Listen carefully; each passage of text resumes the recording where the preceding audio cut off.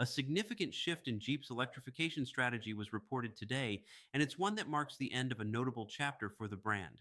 According to The Drive, three of Stellantis's plug-in hybrid vehicles will not return for the 2026 model year: the Jeep Wrangler 4xe, the Jeep Grand Cherokee 4xe, and the Chrysler Pacifica Hybrid are all being discontinued.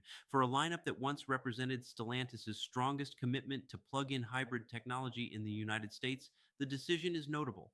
These vehicles weren't fringe experiments.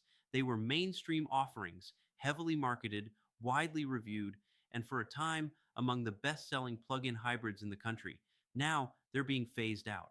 The immediate takeaway might suggest a retreat from electrification, but that's not exactly what's happening. What this move really reflects is a recalibration, a recognition that the middle ground between gas and electric, at least in this form, may no longer fit Jeep's long term strategy. Plug in hybrids were originally positioned as a bridge, a way to introduce electric driving without fully committing to battery only vehicles. In theory, they offered the best of both worlds: electric only driving for short trips, gas power for longer journeys, and fewer range anxiety concerns. In practice, the results have been mixed. While the Wrangler 4xe and Grand Cherokee 4xe performed well on paper and delivered strong torque and efficiency numbers, real world usage told a more complicated story. Many owners rarely charged them. Some used them primarily as gas vehicles carrying heavy battery systems they didn't fully utilize. Others enjoyed the technology but found the added complexity, cost, and charging requirements inconvenient. That tension appears to be catching up with the segment.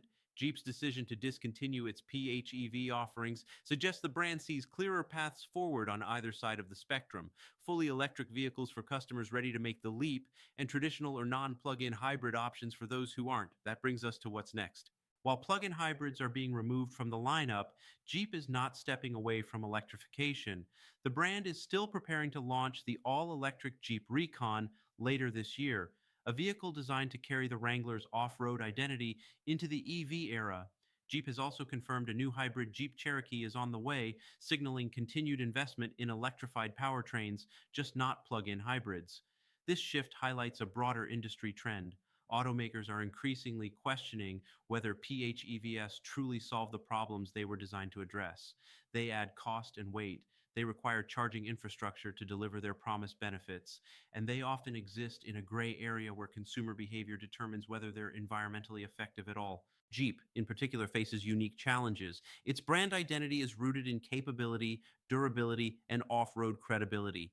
Adding complex electrified systems that must withstand extreme conditions raises engineering costs and long term reliability questions. A fully electric platform built from the ground up may actually be easier to optimize than adapting existing internal combustion architectures to support plug in hybrid systems. There's also the regulatory landscape to consider. Emissions rules, incentives, and credits vary widely by market and continue to evolve.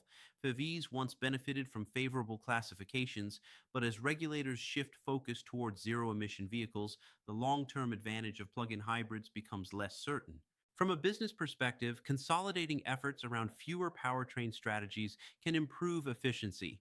Rather than supporting internal combustion, mild hybrid, plug in hybrid, and full EV systems simultaneously, manufacturers can focus resources on platforms they believe will scale.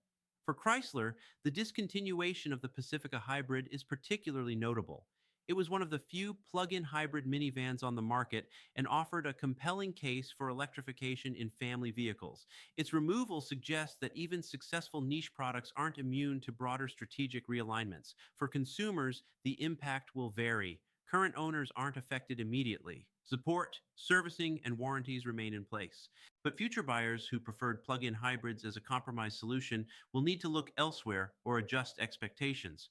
Jeep's lineup will increasingly ask customers to choose a side, either traditional power or full electrification.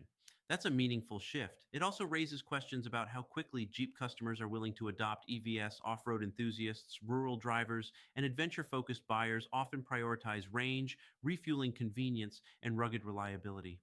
Jeep's success with vehicles like the Recon will depend on whether the brand can deliver electric capability without sacrificing trust. This move doesn't suggest Jeep is abandoning innovation, it suggests the brand is narrowing its focus. Plug in hybrids had their moment. They introduced new technology, helped manufacturers meet transitional targets, and gave consumers a taste of electric driving. But as the industry matures, those transitional solutions may no longer make sense at scale.